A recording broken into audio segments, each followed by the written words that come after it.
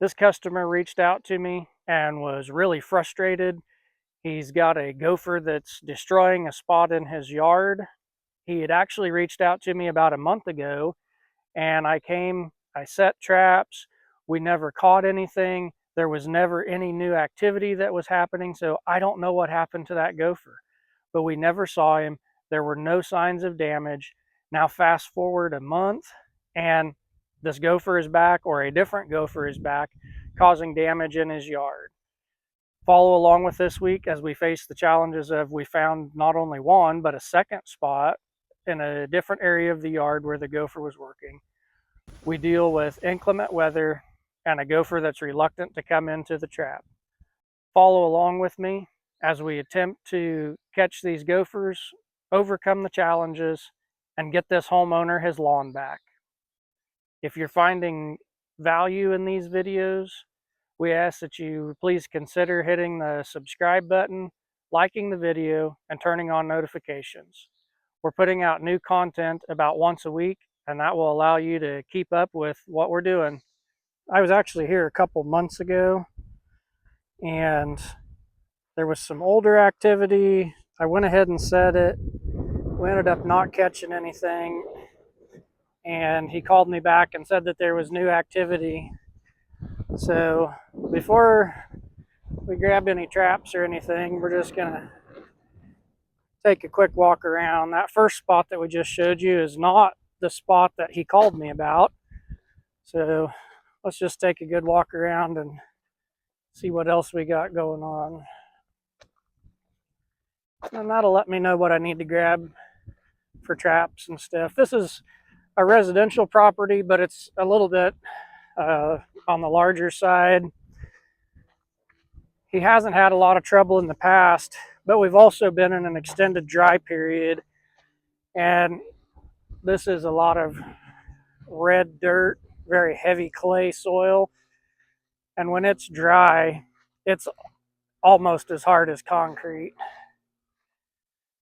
And then we've recently had abundant rains, and so that may play a significant part into why he's having trouble now, because when this clay gets wet, then the gophers can actually dig in it, as opposed to when it's dry, they just almost can't do anything at all.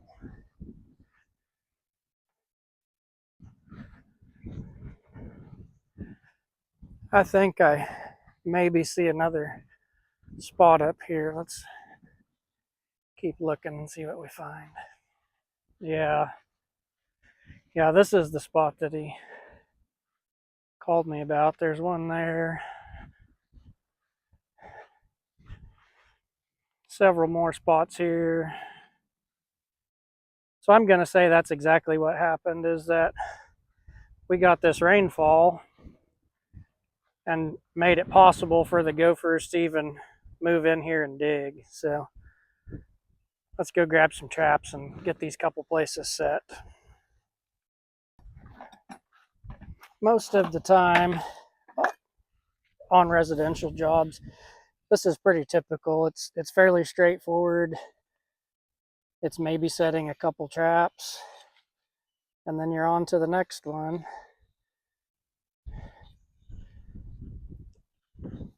I believe there's just one gopher here, even though there's 1, 2, 3, 4, 5, kind of 5 separate mounds. They're so close in proximity, the highest likelihood is that it's all one gopher.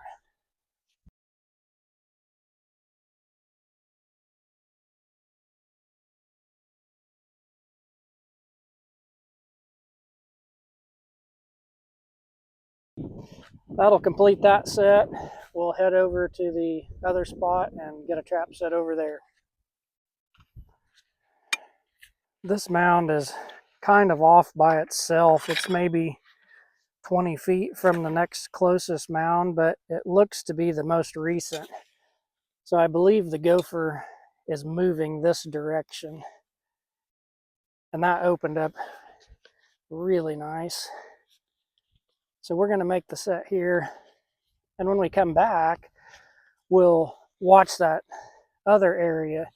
If we catch a gopher here and that spot 15 to 20 feet from here, also has new activity, we can assume that there's at least one more gopher, and at that time we'll make a set down there. But right now I just don't feel like it's necessary at all.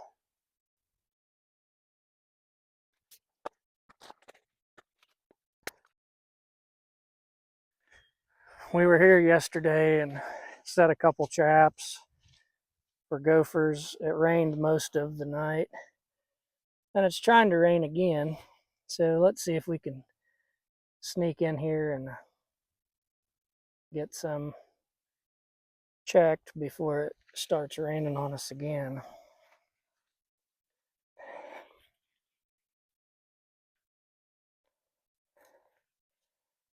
Well, there's one problem child out of the way.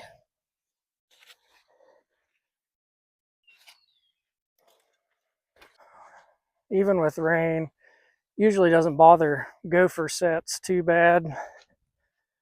We're about here to the second one. Let's see what we did here.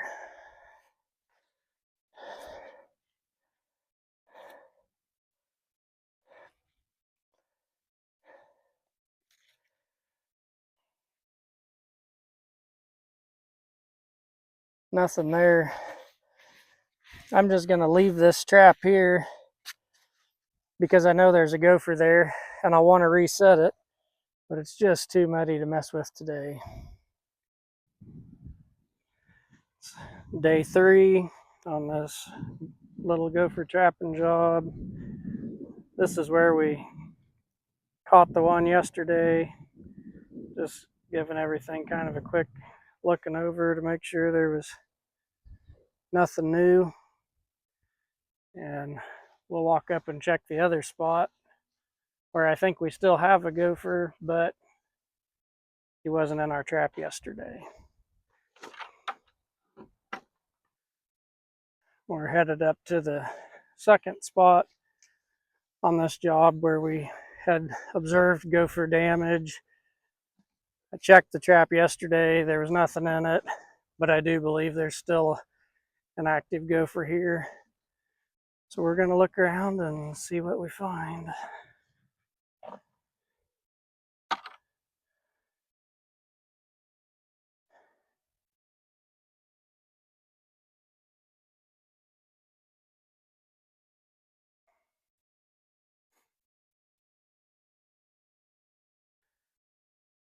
I am not seeing anything new that happened since the rain, but because I was aware of what was here before the rain, I'm still going to pick a spot in here and make a set. I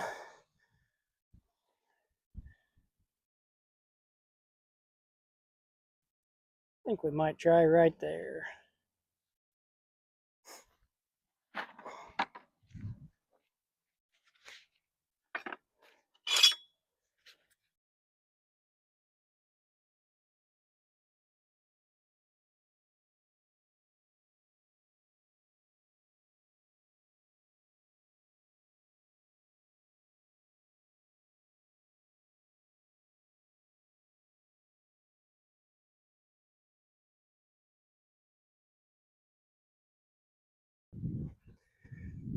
It is day 4 on this residential gopher trapping job. We just have one trap out. We're walking up here now to see how we did.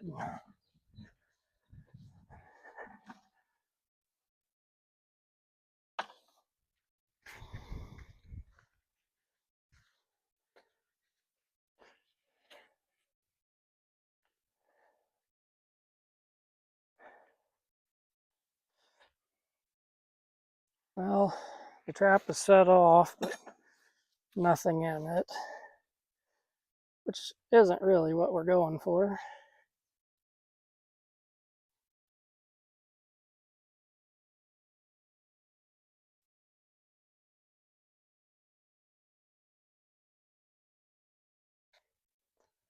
I typically don't like to do this just because of the fact that it makes a bigger hole in the person's yard, but I'm going to dig this out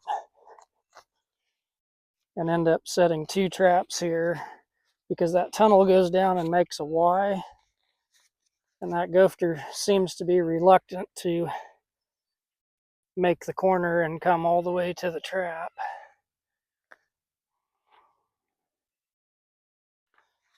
So we're going to change it up.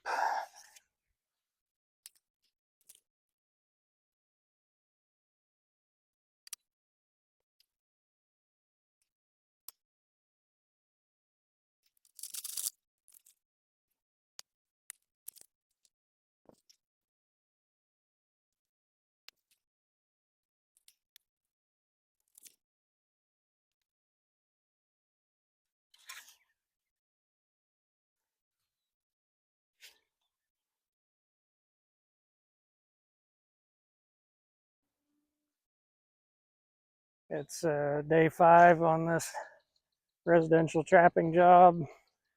We just have this one set to check. Let's get walked up here and see what we find.